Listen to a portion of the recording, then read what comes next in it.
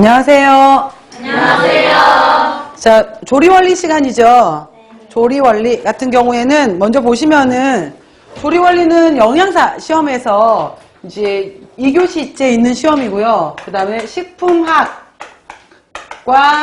식품학리 조리원리 이렇게 들어가요. 그래서 식품학 조리원리고 여기에서 40문항짜리 문제예요. 그래서 식품학 조리 원리가 있고 여기에 써져 있진 않지만은 같이 들어가는 과목이 식품 미생물이에요. 그래서 미생물 과목이 여기 들어가 있거든요. 그래서 40문제로 들어가는데 대략 이제 이쪽에서 뭐 16문제에서 17문제 또 뭐 16, 17문제 이렇게 나오기 때문에 나머지 그러면 한 3, 4문제 정도가 이쪽에서 미생물 파트에서 나오는 거예요. 그래서 미생물 부분은 제가 아는 바로는 먼저 이제 뭐 미생물 분류라든지 그 다음에 주로 많이 나오면 이제 곰팡이, 그 다음에 효모, 그 다음에 세균, 그 다음에 박테리오파지 이런 것들 나오잖아요. 이것들에 분류하는 거 나오고 가장 중요한 게 이 미생물들의 이제 생육 환경으로 해서 아마 작년, 재작년에도 아마 유도기, 대수기, 정상기, 삼열기 이쪽에서 아마 시험 문제가 나왔었을 거예요. 그래서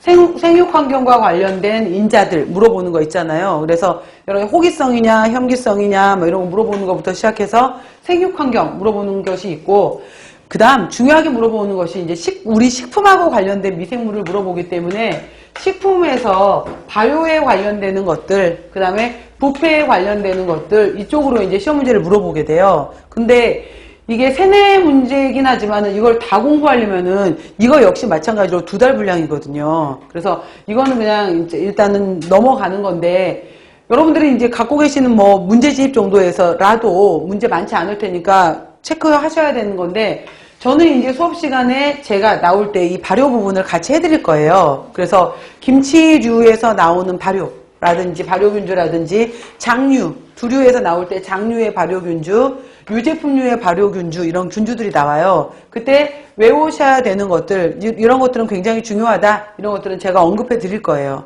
그래서 발효 부분이고 아마 부패 부분까지는 따로 뭐 나오지 않더라도 여러분들이 식품 위생학도 공부하시잖아요. 거기에서 관련되는 것들이 또 부패 문제로 나오기도 해요. 그러니까 뭐 어느 한 과목을 무시하시지 마시고 공부를 하다 보면 다 연결이 되는 거거든요. 그래서 식품학 조리 원리 이렇게 나오는데 이 조리 원리, 그러니까 아마 이제 여러분들이 공부하시면서 느끼시겠지만은 조리 원리 같은 경우에 이게 거의 이제 조리 학교에서 여러분들 학부 수업 배우실 때 조리 원리로 공부를 하셨는지 조리 과학으로 공부를 하셨는지 크게는 이제 관련이 없긴 한데 요즘은 이 사이언스 과학 쪽에 더 가깝게 문제를 내요. 그래서 이 조리 원리 같은 경우에 학생들이 굉장히 쉽게 접근을 하거든요. 근데 쉽지 않아요. 절대 쉽지 않은 거고 어떤 과목이든지 마찬가지지만은 이 과목 같은 경우에도 무조건 처음엔 다 암기예요. 모든 과목은 암기예요. 암기로 시작을 하는 거고 더군다나 조리 원리가 이제 조리 과학 쪽으로 시험 문제가 나오다 보니까 어려워지는데 이 베이스에 식품학 개념이 없으면 못 풀어요.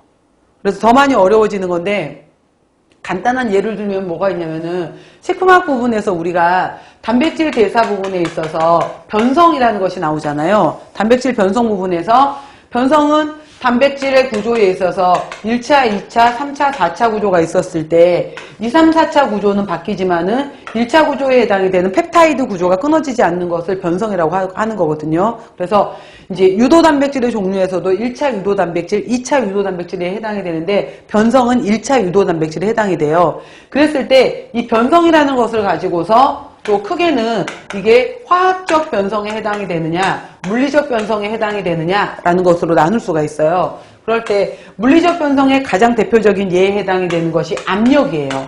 압력이라든지 이런 것들이 있고 화학적 변성의 가장 대표적인 예에 해당이 되는 것이 산이라든지 알칼리, 효소 이런 것들이 들어가게 되는데 이거를 어떻게 물어보냐면은 조리 부분에서 머랭 그러니까 계란 흰자를 가지고서 머랭을 만드는 과정이 바로 물리적 변성에 해당이 되는 거거든요. 이걸 같이 연결시켜서 물어보는 거예요. 그 다음에 우유에서 치즈를 만들 때 우유에서 우유물, 덩어리를 만들잖아요.